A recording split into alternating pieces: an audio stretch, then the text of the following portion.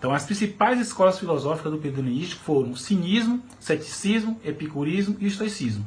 Todas procuravam, basicamente, estabelecer um conjunto de preceitos racionais para dirigir a vida de cada um e, através da ausência do sofrimento, chegar à felicidade e ao bem-estar. Por isso que é considerado, né, por alguns como um modelo de autoajuda da época.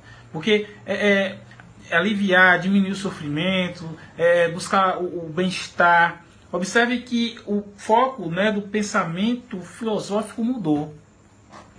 Então, assim, nesse período helenístico, vamos começar, né, do cinismo.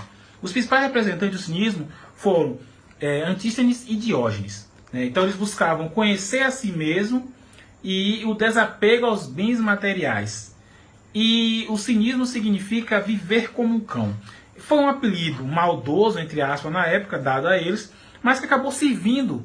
Por quê? Porque eles tinham esse princípio mesmo, viver como cão, ou seja, viver uma vida sem amarras, uma vida livre, né? Uma vida sem apego aos bens materiais, uma vida onde suas necessidades elas são satisfeitas dependendo das suas vontades. Então foi um tipo de filosofia que representava uma vida livre. E um dos grandes nomes, né, que foi esse Diógenes, ele foi assim famoso, né, porque ele conseguiu, inclusive, fazer o próprio Alexandre Grande respeitá-lo, né. Certo momento de sua vida, ele estava sentado e Alexandre Grande, né, conhecendo, né, sabendo que ele era um sábio, ficou na sua frente e perguntou o que ele queria, porque ele sendo um grande, né, um poderoso imperador, ele poderia dar qualquer coisa que ele quisesse. E aí simplesmente o Diógenes falou para ele o seguinte: eu quero que o senhor saia da frente do sol. Né? Então, assim, se fosse qualquer outro, Alexandre teria, né, dado o fim. Mas o fato de ter sido o Diógenes, ele respeitou. Em outro momento também com o Alexandre o Grande, é que Alexandre chegou para ele e falou: se eu não fosse Alexandre o Grande, eu gostaria de ser o Diógenes. E aí ele olhou para Alexandre e falou: se eu não fosse o Diógenes, eu ainda também gostaria de ser o Diógenes. Então, assim, é para você ver a coragem, né, desse filósofo e a importância que ele tem para a história da filosofia. O outro momento a outra escola, foi o ceticismo, onde o representante maior foi Pirro de Élida. Por isso que é também chamado de pirronismo, né, esse momento histórico. Então, assim, essa escola, ela tinha como princípio contestar qualquer tipo de argumento. Ou seja, não se pode conhecer a verdade, pois a verdade não existe. Então, o ceticismo tem como princípio você desconsiderar a existência de verdades. A verdade não existe e acabou, certo? Então, não tem o que se discutir. Simplesmente a verdade não existe. O epicurismo, que já teve como representante o Epicuro, ela tinha como finalidade a busca da felicidade, certo? Obtida ao atingir, aí tem essa palavra que era muito utilizada nesse período, a ataraxia, que significa o quê? A ausência dos distúrbios, né? A ausência de dor, a ausência de sofrimento, ou seja, a tranquilidade da alma. Então, eles buscavam isso. O que é que eles diziam? Não se preocupe, seja feliz. Simples, né? E eles buscavam, o princípio deles era buscar o prazer. Ou seja, o princípio e o fim de uma vida feliz é justamente a busca pelo prazer. Quando você escuta isso, né, a busca pelo prazer, pode vir na sua cabeça que é aquela coisa de prazer físico, aquela coisa... Não é isso não. É o prazer de você respeitar os seus momentos.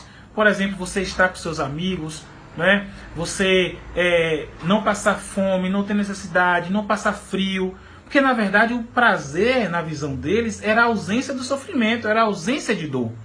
E não o excesso de prazer, como são as coisas que são buscadas no dia de hoje.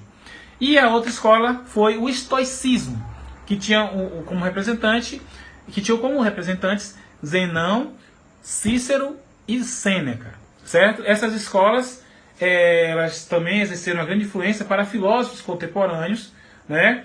E eles diziam o seguinte da questão da realidade: todos fazem parte de uma mesma razão universal.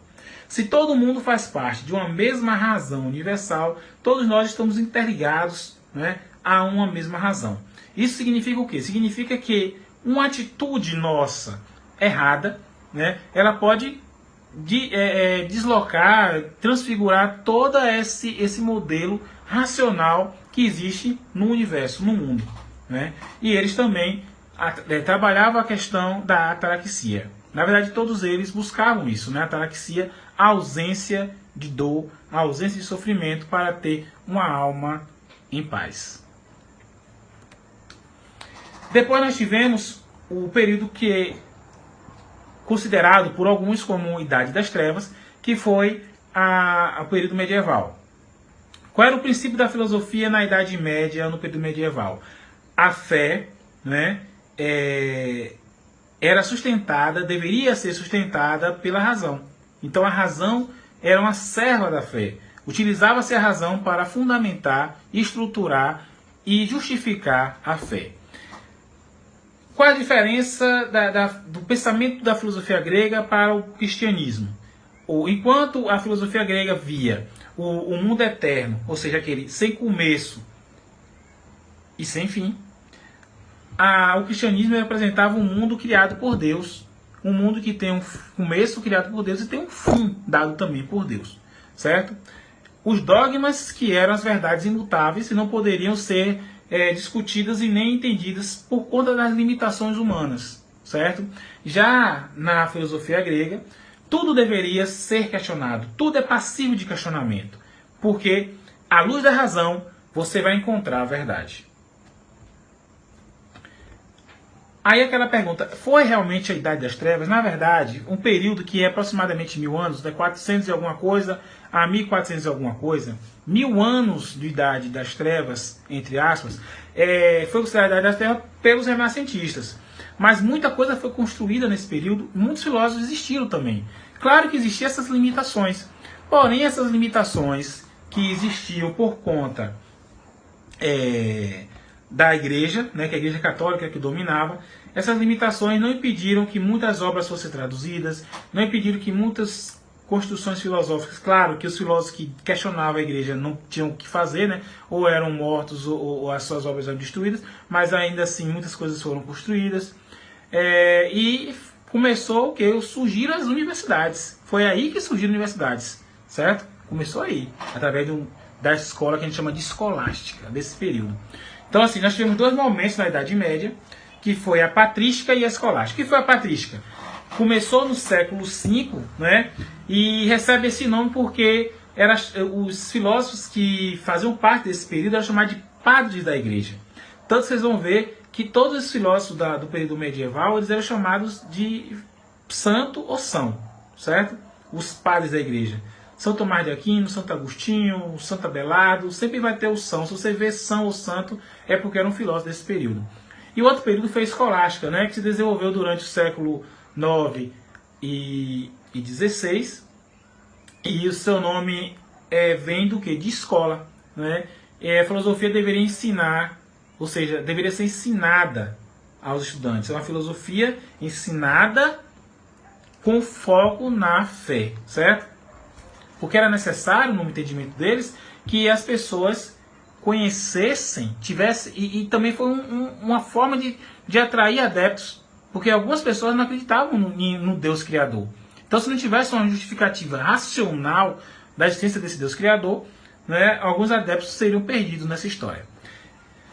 Então, assim, o primeiro momento, que é a patrística, teve um representante famoso chamado Santo Agostinho, ou Agostinho de Hipona, né? Esse Santo Agostinho, ele voltou aos estudos de Platão. Já na escolástica, o representante foi São Tomás de Aquino, que voltou aos estudos de Aristóteles, certo? Uma coisa que para não esquecer. Então, assim, ele exerceu, esse período teve a influência de Platão, né?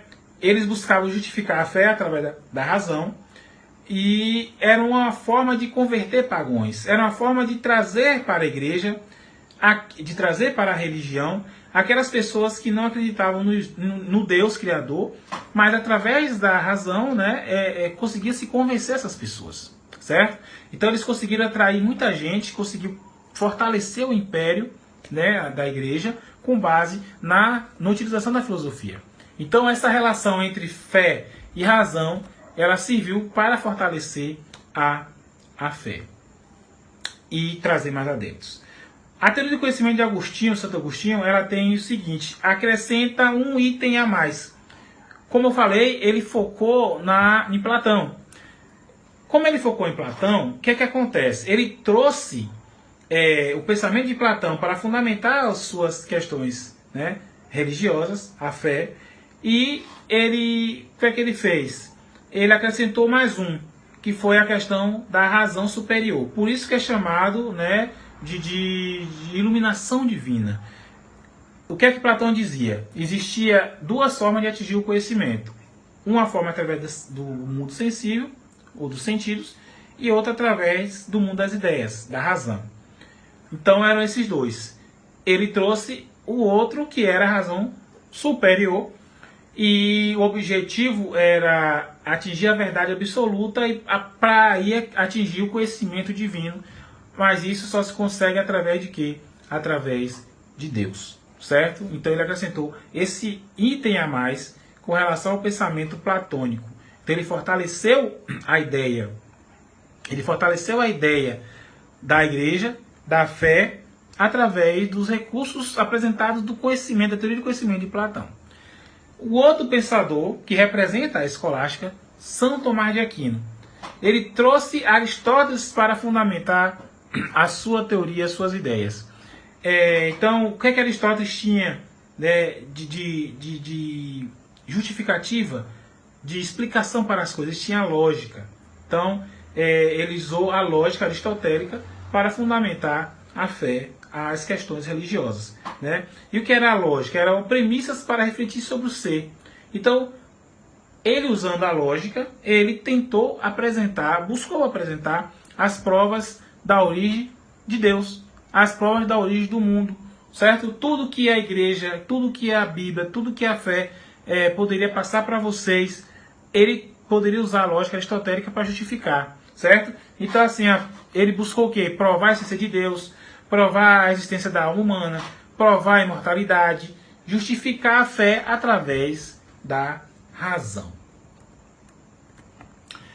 E aí o que é que ele traz? Ele traz 5 vias que explicam, justificam a existência de Deus, certo? E tudo que existe no mundo. Então, assim, a primeira via é a via do movimento, né? Lembrando que ele buscou Aristóteles para justificar isso, a via do movimento. Ou seja, se as coisas estão em movimento, é necessário que algo tenha dado o pontapé inicial, que Aristóteles dizia que era, né, o primeiro motor, né, o ato imóvel. Então ele disse que quem foi que deu o pontapé inicial, foi que começou tudo? Deus. A segunda via é a via da causalidade, ou seja, tudo existe causa. Para tudo que existe, existe uma causa. E tudo que existe hoje tem uma causa: Deus. A terceira via é a via do contingente e do necessário, né? As coisas existem porque são necessárias. Existem algumas coisas que são acidentais, né? Essas coisas nós chamamos de contingentes. Se elas existem, obedecem a um propósito. Ou seja, tudo que existe, existe porque tem que existir. Quando algo que desse ter que existir é diferente do natural, esse algo também tem um propósito. Apesar de ser um acidente, também tem um propósito, certo?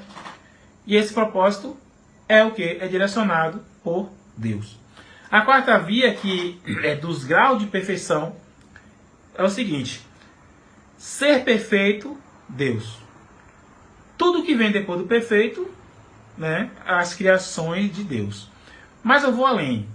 Se tudo que existe a gente pode considerar como perfeito, tudo que está na natureza a gente pode considerar como perfeito, é necessário que algo mais que perfeito tenha construído tudo isso. O que seria algo mais que perfeito? Deus. A via da finalidade. Deus é o fim último de todas as coisas. Então, assim, fecha o pensamento de Aristóteles na visão de São Tomás de Aquino, que representa esse período histórico e filosófico chamado de filosofia medieval escolástica. Eu agradeço aqui, espero que tenha contribuído e até a próxima.